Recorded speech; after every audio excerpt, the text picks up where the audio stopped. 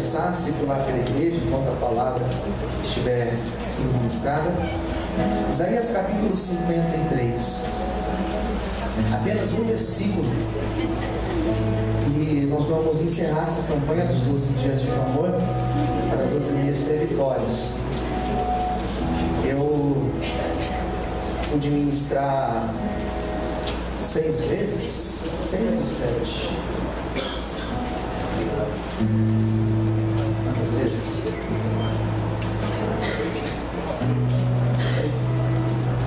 Essa é a 8ª vez? Não sei, eu estou aqui só repetindo o que vocês estão falando, né? Acho que é isso mesmo. O Daí ministrou. Cada um fala uma coisa. Ó, Daí ministrou, o Fê ministrou. Pastor Ricardo e a pastora. 4. Então 8. Isso, 8.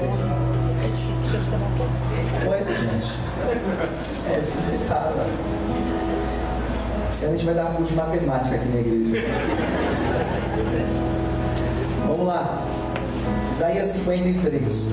Eu ministrei 2 capítulos de Isaías, né? O capítulo 43, preguei 4 dias. E as outros dias eu ministrei Isaías 40, né? E hoje eu vou ministrar para encerrar Isaías 53, versículo 10, que diz assim: Todavia ao Senhor agradou. Ao Senhor, diz aí? Agradou o moê-lo, fazendo-o enfermar. Quando a sua alma se puser por expiação no pecado, verá sua posteridade, prolongará os seus dias, e o bom prazer do Senhor prosperará na sua mão. Amém. Eu quero orar com você. Vamos fechar os nossos olhos.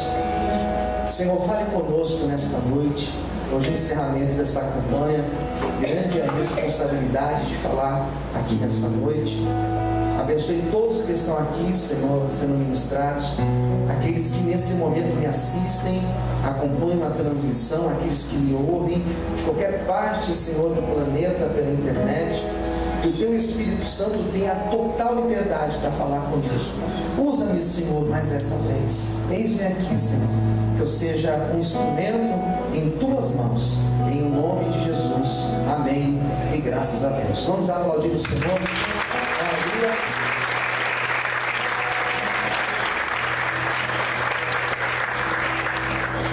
Esse texto, vou tentar deixar ele o mais simples possível.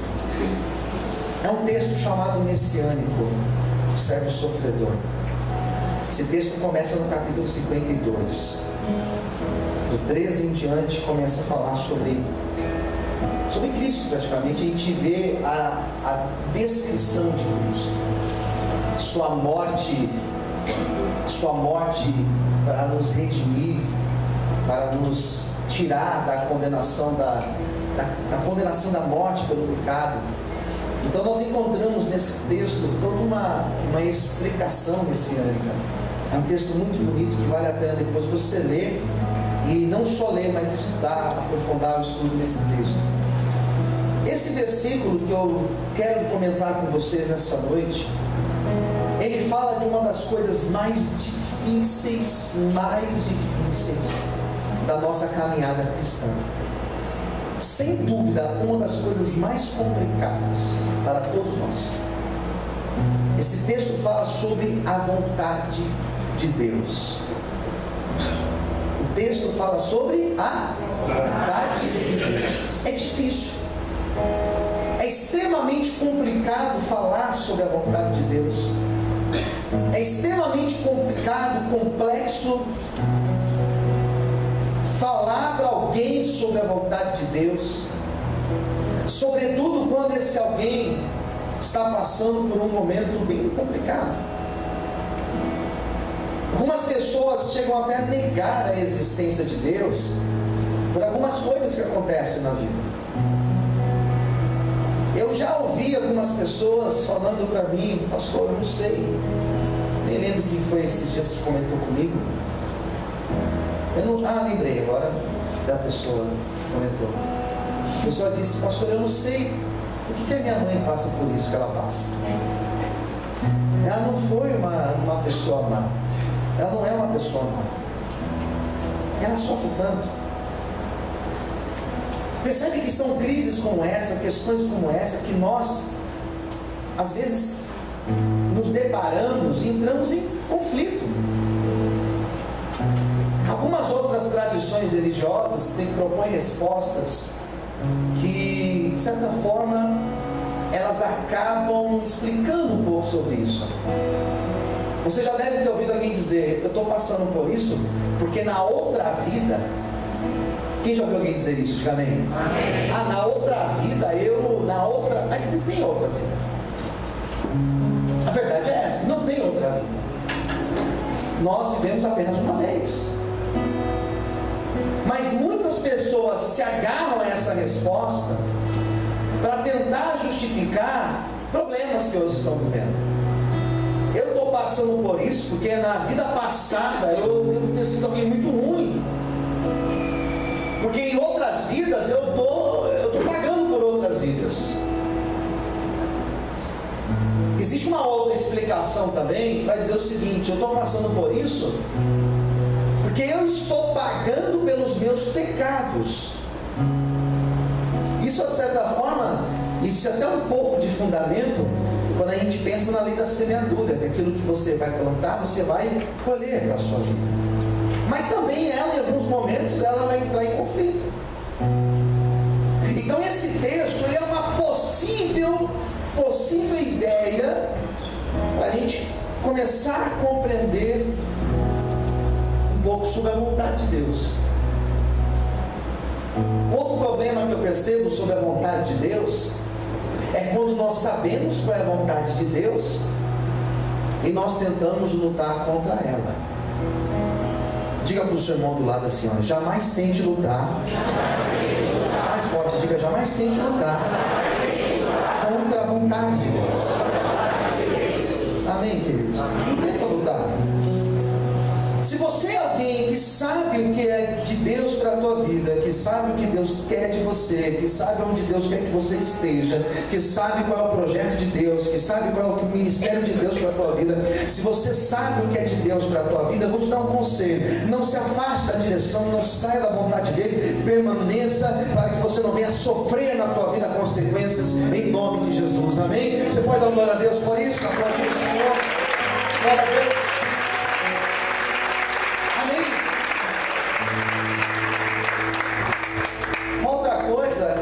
Nós conflitamos, quando nós não compreendemos a vontade de Deus.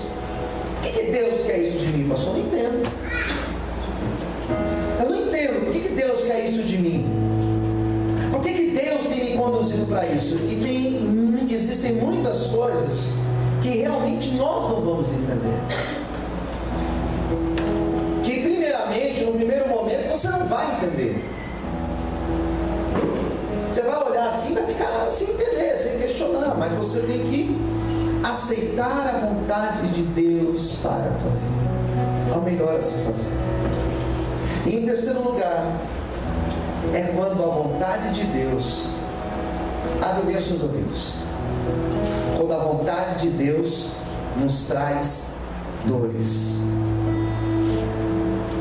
Existem momentos que decidir pela vontade de Deus vai te trazer dores.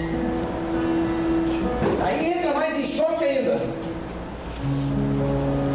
Daí entra mais em conflito ainda, porque um dia Paulo disse o seguinte, apóstolo Paulo: a vontade de Deus, ela é boa, ela é perfeita e ela é agradável. Ele não está dizendo ela vai trazer dores, mas às vezes traz dores. Principalmente quando você, para decidir viver a vontade de Deus, você terá que renunciar à tua vontade, você terá que abrir mão da tua vontade, você terá que abortar o teu projeto, você terá que abrir mão de algo para realmente viver o plano de Deus para a tua vida. Então, em alguns momentos da nossa vida, em alguns momentos da nossa caminhada, nós vamos ter esse conflito com a vontade de Deus. Nós vamos dizer: como assim? Como que Deus quer isso para mim? Isso está me trazendo infelicidade. No primeiro momento, ela pode te trazer a dor, a infelicidade. Como o texto diz, em primeiro momento, moer, ela pode deixar até enfermo, mas saiba que lá na frente você vai olhar e você vai entender que aquela era boa, era perfeita, era excelente vontade de Deus para a tua vida, amém? Você pode glorificar a Deus por isso, aleluias, amém, queridos? Quem está entendendo, diga amém. Daí a pessoa chega para mim, eu sou vítima disso, irmãos. Essa madrugada era, eu tive que silenciar uma irmã no Facebook. Essa madrugada era 4 horas da manhã, quase 5 horas da manhã, ela me chamando, mandando mensagem desesperada. Espero que ela não esteja me assistindo agora. Ah, não vou contar não. Conta ou não conta? Seus curiosos. Daí ela me chamando, que ela precisava de uma direção urgente. Ela falou assim: pastor, ora por mim aí, pastor, tira um salmo para mim, fala uma coisa para mim, fala o que eu devo fazer. Eu falei: irmã, eu não sou pai de nada, não, porque a gente só ora. E ela desesperada, porque ela queria uma direção naquela hora, referente a uma questão sentimental, claro, né? Sentimental. Eu tive até que silenciar, porque ela mandou 258 mensagens. Eu tive que silenciar. Eu quero que você entenda, é que nós nos perguntamos às vezes, qual é a vontade de Deus? E às vezes nós paramos, como se nós estivéssemos numa bifurcação, numa encruzilhada, e nós falamos: eu não sei para onde ir. Talvez você começou esse ano dizendo: não sei para onde ir. Eu sei que Deus tem um plano para a minha vida, mas eu de fato não entendo qual é o plano de Deus, qual é a vontade de Deus para a minha vida. Dentro da Bíblia, 3 coisas podem ser entendidas como vontade de Deus. Quantas coisas eu disse? 3 coisas. Primeiro, se você quer saber qual é a vontade de Deus para a tua vida, a primeira coisa que você deve esgotar na tua mente: isso está de acordo com a palavra de Deus? Porque se não estiver de acordo com a lei de Deus, com a palavra de Deus, mas claro, com a Bíblia, tenha certeza absoluta que isso não é de Deus para você. Porque Deus, Ele não vai contradizer com a Bíblia, com as Escrituras. Não existe vontade de Deus que quando você coloca na balança com a Bíblia, vai dar falta. A vontade de Deus, ela está de acordo, ela está em sintonia com a palavra do Senhor. A vontade de Deus, ela é boa, ela é perfeita e ela é agradável. Por quê? Porque ela faz sentido dentro da Bíblia, porque ela está dentro da palavra de Deus, porque ela não entra em contradição com a palavra do Senhor. Então, se você está aqui confuso, a primeira pergunta que você deve fazer é isso: está de acordo com a palavra de Deus? Existe aprovação dentro da Bíblia? Existe uma aprovação dentro da lei do Senhor? Sim, existe. Então provavelmente essa é a boa, perfeita e vontade de Deus para a tua vida. Pastor, não está fora da Bíblia. Então esqueça isso, põe de lado, porque essa não é a vontade do Senhor para você, amém? Você pode glorificar ao Senhor por isso? Glória a Deus, amém, queridos? Mais fortes palmas. Segundo lugar, a vontade de Deus, ela pode ser entendida como o desejo, como o projeto de Deus para nós. Fala para o seu irmão do lado assim: Deus tem um desejo para você. Diga assim: Deus tem um projeto, e a tua vida está inclusa nesse projeto. Quem entendeu? Diga amém. A vontade de Deus, quer dizer, é um projeto de Deus. A vontade de Deus, ela está dentro de um plano. Essa minha pregação, ela não está fora do que eu preguei da campanha inteira, que foi pregada aqui a campanha inteira. Ela não está fora. Ontem foi falado de Moisés. Deus tinha um plano para Moisés. Quem entendeu? Diga amém. Amém. Deus tinha um plano para o povo de Israel que estava lá no cativo. Foi falado de Daniel nessa campanha. Deus tinha um plano para Daniel. Semana passada eu falei de Isaías 43. Deus tinha um plano para o povo de Israel. Esse plano se chama vontade de Deus. E às vezes nós não compreendemos a vontade de Deus, os planos de Deus, sabe por quê? Porque eles são mais altos do que a nossa compreensão. Eles são mais altos do que nós podemos enxergar. Sabe qual é o problema? Nós enxergamos só até essa parede. Nós não sabemos o que tem por detrás daquela parede, amém? Nós só enxergamos aquela porta e nós não sabemos o que tem atrás daquela porta e o que vai acontecer se nós passarmos por aquela porta. Então Deus vai e não abre aquela porta para você, amém? Porque Deus tem um outro plano para a tua vida. Eu tenho uma palavra profética de Deus para você aqui nessa noite. O Senhor tem um plano para a tua vida, o Senhor tem um projeto para a tua vida. E sabe o que a Bíblia fala acerca disso? Que os planos e os projetos de Deus, eles não podem ser impedidos. Deus nessa campanha, Ele está encerrando para dizer para você que durante esse ano, todo o projeto que Ele traçou para a tua vida, querida, meu querido, todo o projeto que Ele incluiu o teu nome, o meu nome, ninguém vai pedir, ninguém vai parar. Não existe nada, nem o inferno inteiro será capaz de impedir o plano e o projeto de Deus para a tua vida, em nome de Jesus. Se você vê, abre a sua boca, dá um glória aí, aplauda o Senhor e exalte Ele nessa noite, em nome de Jesus. Se é para Ele, aplaude mais forte, aleluia. Dá um glória a Deus aí, querido. Diga assim: eu creio. Deus tem um plano para mim. Diga assim: esse plano vai acontecer em nome de Jesus. Amém? Terceiro lugar, terceiro e último lugar, plano de Deus, às vezes nós podemos chamar de vontade de Deus ou permissão de Deus. Na teologia a gente chama de vontade permissiva. Não é que Deus quer isso para a gente, mas Deus permite acontecer. Cheguei onde eu queria chegar. Fala para o seu irmão, aperta o cinto. Fala assim: nós vamos decolar agora, em nome de Deus. Às vezes, olhe para mim, às vezes Deus, Ele vai permitir. E aqui que o negócio separa os homens dos meninos, as mulheres das meninas. É aqui que separa.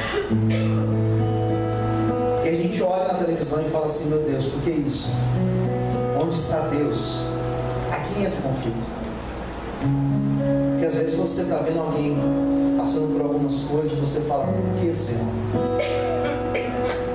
O que eu quero dizer para vocês é que o povo de Israel, quando eles receberam essa palavra que eu li aqui para vocês,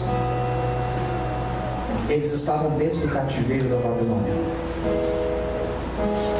Eles estavam numa condição difícil. Eles estavam numa condição dura. E talvez um olhava para o outro e dizia: será que Deus quer isso para nós? É igual você chegar e falar assim: eu estou desempregado. Deus tem prazer de me ver desempregado. Eu estou enfermo. Deus tem prazer de me ver enfermo. Pastor, Deus permitiu. Porque Deus permite. E nada acontece, abre o ouvido, nada acontece sem a permissão de Deus. Isso dói, queridos. Isso dói, principalmente para quem está na prova. Porque quem está por cima, beleza. Mas quem está